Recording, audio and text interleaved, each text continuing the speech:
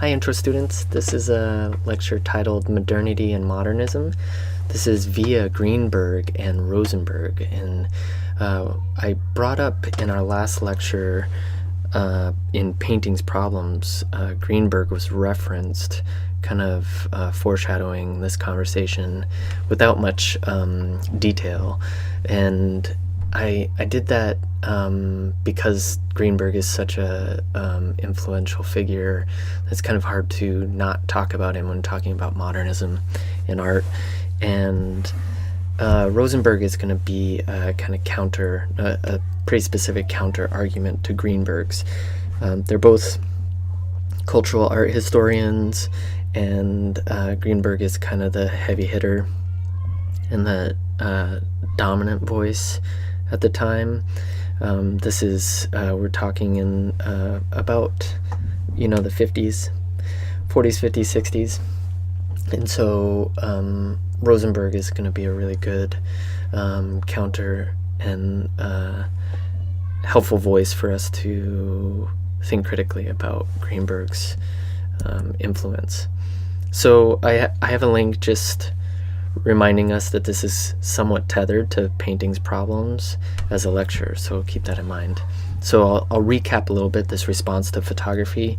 We had kind of two trains that lead us toward abstraction, or two strains, and Expressionism being the kind of thinking of Vincent van Gogh and the individual and the subjective and the human, right? The humanity in painting, and seeing that expressive, subjective as a vehicle for saying I'm human. This is human made. This is all in contrast to the mechanized instrument of photography, right? So painting again is having this problem, this identity crisis, and is saying, okay, what are we here for? What does painting do? And these are some of the answers to that. Cezanne takes a structuralist approach and is really geared toward thinking about more philosophically, analytically, thinking about the what is paint, what is the object of paint, what's the object of a painting, and how does it act as a representation while also being a physical thing on the wall, right, a surface.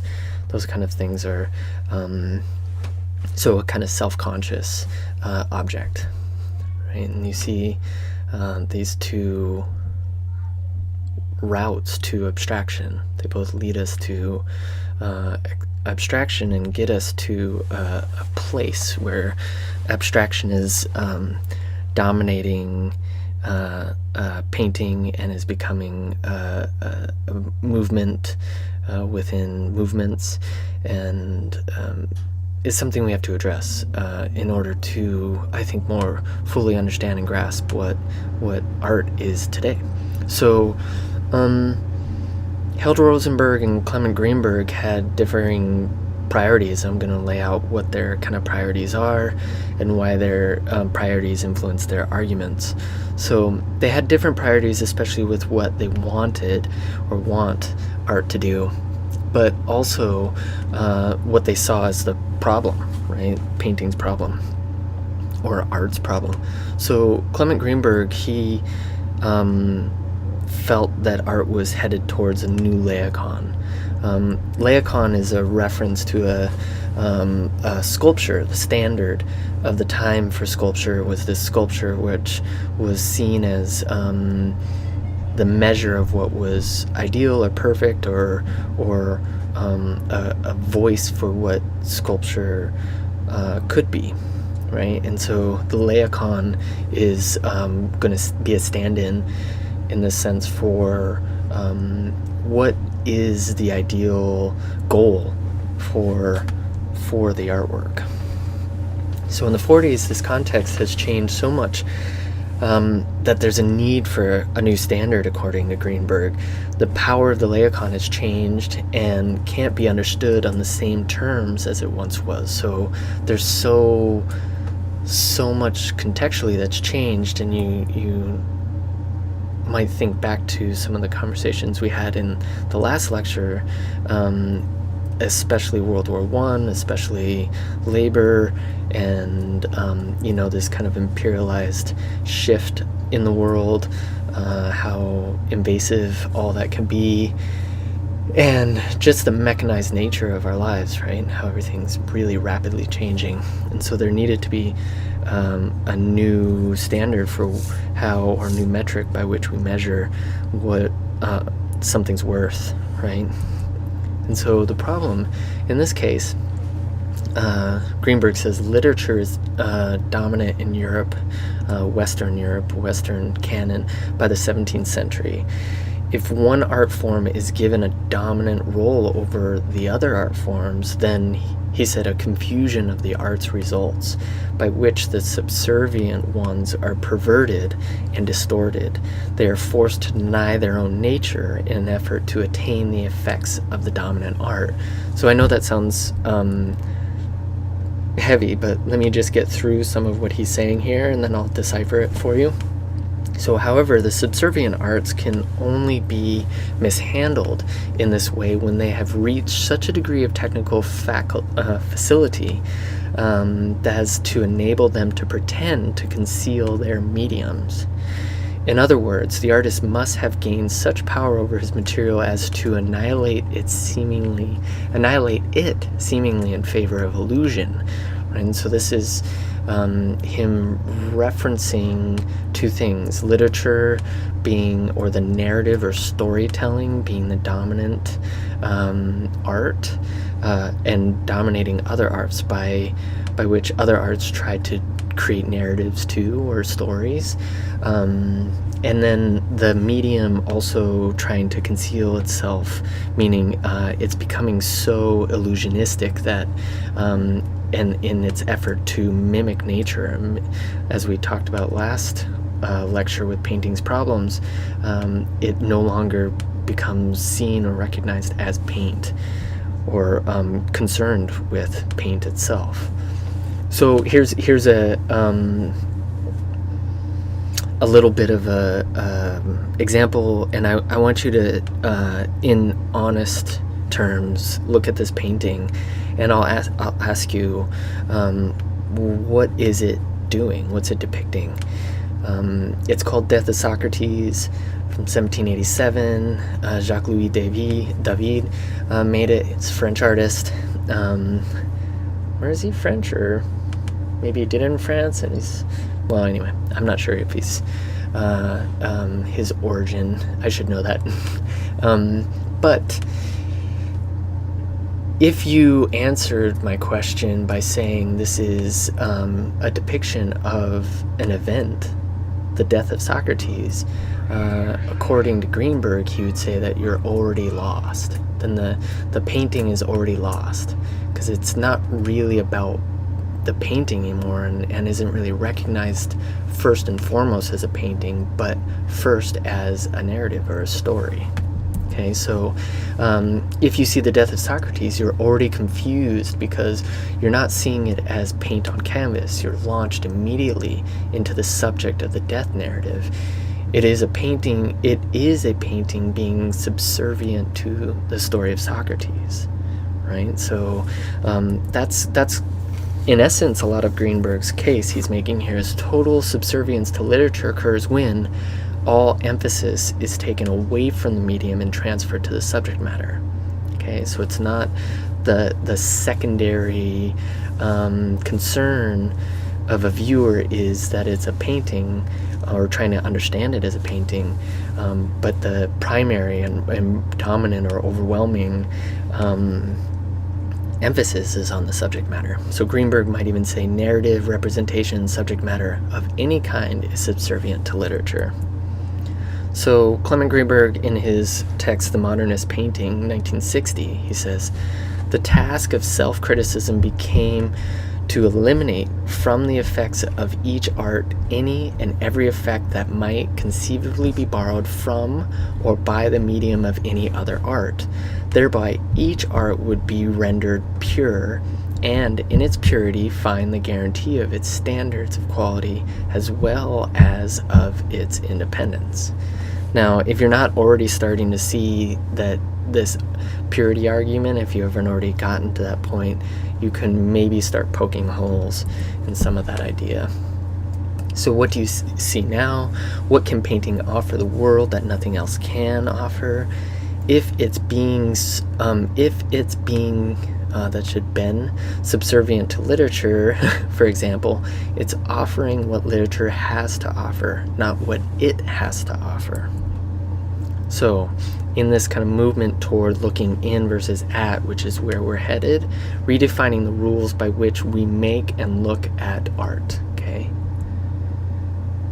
Reaction. So a reaction to Greenberg is, why is Greenberg draining painting of its meaning, okay? If the way you see a painting carrying meaning is through the narrative and the subject matter that it conveys, then Greenberg is unraveling its meaning, but he would argue that the way that it means needs to change, okay? Example, the withdrawal of the medium for the sake of the subject matter, the concealing of the paint becomes invisible for the sake of the bodies in this sense. That's the key term here, is illusion. Now he does here, and this should be qualified, excuse religious art here, especially Christian religious art. He gets a pass. It gets a pass of sorts because representations in this realm are depicted on a flat surface and always meant to be an image. It's with the Renaissance that things derail, according to Greenberg. There's a transition from the emphasis on the medium to the subject matter. Therefore, medium subservient to literature and illusion. Right, so that's a kind of hard thing to grapple with, but some key ideas that become expressed in the modernist movement is an emphasis on truthfulness and reality, right? So you see this kind of expressionistic coming out of, or that structuralist thing, this truthfulness or this reality of what is actually felt, right? Or the individualistic idea here, the collapsing of illusion and emphasizing the reality of the thing itself. This is much more scientific. A response to the problem, though, according to Greenberg, the Avant Garde, which is translated to the forward guard. Avant Garde is kind of considered a movement, but is an artist movement, but it's in reference to those who are out ahead. Those artists out in front and working toward this newer lacon are called the Avant Garde. Those who see what's coming, maybe. Now you can see this is all kind of prepping us for kind of people thinking that they have and can define taste and stuff, and define the meaning of things for people. So subject matter and content, what an artwork is about is depicted, what the image is, the scene, the content is the meaning or meaningfulness of the thing. Those are some defining terms to keep us in check. The avant-garde's response is to remove subject matter from art by distinguishing it from content. For example, depictions of the Madonna and the Child, same subject matter, different meanings, right? So we have same subject matter, but you can see very different meanings, right? So the Italian Renaissance on the left here is, although, you know, has its interesting takes, is kind of illusionistic, is giving us the illusion of depth, which it doesn't. It's on 2D plane. Whereas the image on the right, in the Middle Ages, this kind of, it's more iconic, right? And the background is gold leaf, but it's in a holy space or empty space, and the color's meant to have meaning, right? But the space is flat, okay? And obviously the baby is also a kind of man baby. So, distinguish what it shows from what it means, in Greenberg's words. This meant a new and greater emphasis on form, as absolutely autonomous and entitled to respect for their own sakes, and not merely vessels of communication. So some examples. Colbert, right? Stonebreakers, 1834. Show me an angel and I'll paint you a lie. This is Gustave Courbet. So he's talking about that. He's changing the subject matter and showing us reality. He doesn't believe angels are real, so why would I paint them? Impressionism, extending the Avant Garde project, because Impressionism is overly concerned with impression, the way the world presents itself, the color, the form, the activity of painting. When you look at a Monet painting, you see paint, brushstrokes, you see the person responding to form, color, and movement of light.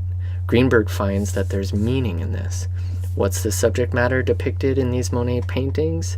The cathedral at different times of day, right? So you're seeing that Cubism argument too with Picasso, seeing things from different times of day, different angles. What's the content of the paintings?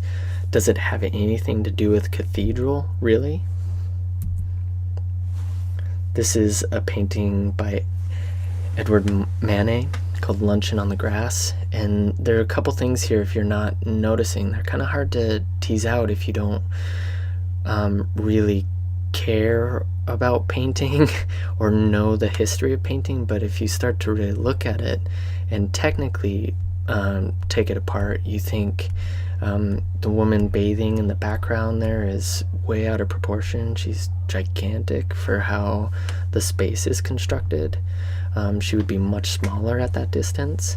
Instead, she looks like a very large person in a bathing pool or lake in the background. There's a nude woman lounging with two men having lunch, and neither of them seem at all interested in her nudity. Their disinterest, they're in their heads. There's a still life, right, happening in the foreground. So Manet, he's in this painting, he's attacking the conventions of painting. So it's a very satirical painting. There's a landscape, nude, still life, bather, critics, observers with an aesthetic detachment. There's a spatial structure. It's all over. The bather is way too big, for example, right? Manet is drawing attention to the conventions of painting, not the land, the nude, etc. This painting is about painting. Greenberg states that Manet was attacking subject matter on its own terrain by including it in its pictures and exterminating it then and there. The avant-garde's response is to remove subject matter from the art by distinguishing it from the content, expand the physical, sensorial power of the medium. Right? An analogous role model here is music. A good model for what Greenberg and the Modernists wanted to achieve was pure form, analogous insofar as rhythm, color, pitch, fast and slow, expansion and contraction. Why do we need subject matter? Right? Music does this very well without subject matter. It's Kandinsky painting music, as I said before. Purity, this is from 1940. Purity in art consists in the acceptance, willing acceptance of the limitations of the medium of the specific art. It is by virtue of its medium that each art is unique and strictly itself. So the thesis here is the history of the avant-garde painting is that of a progressive surrender to the resistance of its medium, which resistance consists chiefly in the flat picture plane's denial of efforts to hole through it for realistic perspectival space. That's a lot of words, right? A lot to take in. The avant-garde doesn't allow you to have one-point perspective and all that illusion. Hole through it and create a false reality of space and telling stories of this or that. And it does then, right, become about reality. It must then be flat and sensually alive like music. This is according to him. So Jackson Pollock is going to be our kind of grounding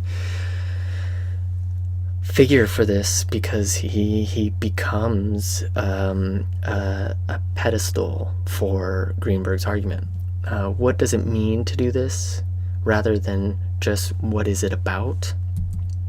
So when you look at a Jackson Pollock like this one, notice the title. This is from 1949. It's numbered 31, right? It doesn't have reference to a narrative there. It's divorce. It's not like it's titled Tree or Starry Night. It's not referencing anything other than this number 31, which is kind of void of that narrative and void of story. When you look at it, and if you've ever seen a Jackson Pollock like this, one of these drip paintings, there's no focal point. There's nowhere to look and rest your eye on a place, because you don't have that perspectival space where it's pointing or leading you somewhere. You're constantly, it's kind of frenetic, it's busy, right? You're moving all over. And if you see these, you can see, not in this image, but if you saw an actual Jackson Pollock, you get up close to it, you can see the paint pulling up on the surface, pooled, I mean, not pull, but pooled like water up on the surface, and is you can see some of the canvas coming through. Sometimes you could see footprints or cigarette butts that he had put out. And so what's really fascinating, let me see if I can get, I don't get there for a bit. I'll get there in a second, but when you're looking at this image, they're really large, they're overwhelming, and you can really see action happening. Okay, so Greenberg calls this ultimately, and you'll see here, he calls it formalism, an emphasis on formal elements like line, form, color. Work of art is valued for its form rather than its content. Sorry, I got a little interrupted there. Formalism and abstraction is superior to realism because the focus is on form rather than content. Whereas one tends to see what is an old master before seeing it as a picture, one sees a modernist painting as a picture first. Okay. So, not to overwhelm you too much, some of this is going to take a bit, and I'll rehash it out throughout the semester, but there's this term that comes about called abstract expressionism that was coined by a critic, but it was starting, like many movements, there was an observation, a repeated observation amongst a group that culminated in categorization. And so Greenberg and Rosenberg are leading critics of this kind of era of post-war American art, right? Because World War II happens, everything again is kind of migrating overseas once again from Europe to create New York as a significant cultural hub of Western art. And so without getting too deep into that, both of them had divergent ways of interpreting this abstract expressionism, or this group of artists who were doing this kind of work. If you look here on the right, this is an image. This was taken from a series of photos that were taken for Life magazine, I believe, of Jackson Pollock, and it was kind of a set of images that showed his process. And what you're seeing, he would work on these large canvases that he would drip painting from. Okay, and so he'd take the brush, and it was usually just house paint actually, and he would drip them on the canvas. And one of the things to consider when thinking about this is the action of doing that. And Rosenberg was really invested in the meaning being tied to that action, so the emphasis on the painting as an act. So the why would he do this question, the act of painting is inseparable from the biography of the artist. And so it's really important to know some of the context. So Pollock being I believe he was a war vet, or I think he was, but I don't know why I'm forgetting that right now. But he is acting and painting in this post-war era, during and post World War II, and he is radically shifting some things here. So he's taking the canvas off of the wall or the pedestal or the easel and putting it on the floor. He's not touching his brush to the canvas ever. He's taking that brush and letting gravity pull the paint to the surface, and it's acknowledging the paint as a material, and that surface is a ground. And so if you think about it in terms of like a blank canvas being an arena, like maybe and this is totally machismo stuff of the time, but him psychologically kind of wrestling with the time like a bullfighter maybe. This is his arena, or the canvas is like Moby Dick, right, and the whale, and he's wrestling psychologically with this space, and he can't be in the space when it's here. He wants to act and have an act in that. He wants the painting to be an action in that space. And so if you, according to Rosenberg, he would say considering the formal elements is irrelevant to what the painting is trying to express and trying to mean. The critic who goes on judging in terms of school, styles, form, as if the painter were still concerned with producing a certain kind of object, the work of art, instead of living on the canvas, is bound to seem a stranger. And so he's saying here that the artist isn't trying to impart onto the canvas their content and then have it stuck there, so the meaning in the art is only encapsulated in there. It's really trying to become a landing pad for all the things that are going on in the world. So form, color, composition, drawing are auxiliaries, any of which are practically all has to be attempted logically with unpainted canvases, can be dispensed with. What matters always is the revelation contained in the act, right? This is the why do this. So examples, painting isn't just the visual thing that reaches your retina. It's what is behind and in it. I'm not interested in abstracting or taking things out or reducing painting to design, form, line, and color. I paint this way because I can keep putting more things in it. Drama, anger, pain, love, a figure, a horse, my ideas about space. This is William de Kooning, and remember Rauschenberg's Erase de Kooning. You might as well get one thing straight. I am not an abstractionist, not interested in relationships of color or form or anything else.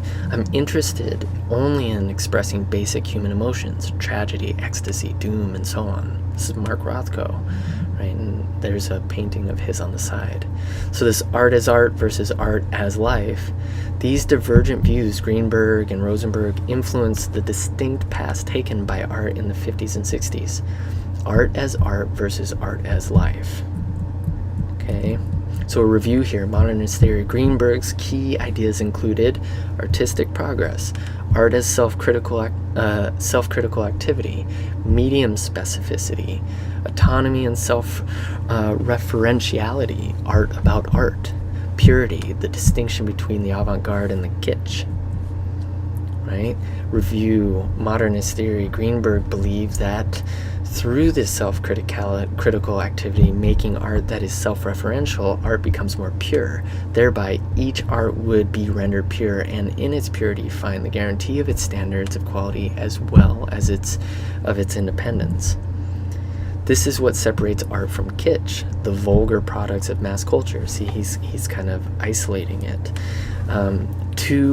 He's isolating each art form, but then he's creating high art as well, and he's starting to create this kind of classist thing within art. To fill the demand of the new market, a new commodity was devised. Ersatz culture, kitsch, destined for those who, insensible to the values of genuine culture, are hungry nevertheless for the diversion that only culture of some sort can provide. right? He's kind of a little bit snobby.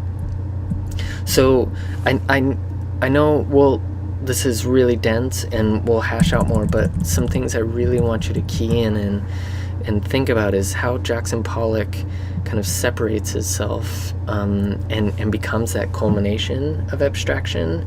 And some of Greenberg's theories are definitely present, but how that butts up against Rosenberg and where art's going to head in a lot of ways, where Greenberg is trying to maybe keep the world out, the world as it is, whereas Rosenberg's saying, no, this is all about the action of the artist and their biography and all the things they bring in from the world. Okay, so I hope that helps explain some of that. This will be, I think, one of our densest lectures. I think it's some of the hardest stuff, and I think it's stuff that I wish I had learned a lot earlier myself when thinking about art and art history and my reaction to contemporary work. And so I hope this sparks some interesting thoughts, and we can use it for dialogue moving forward.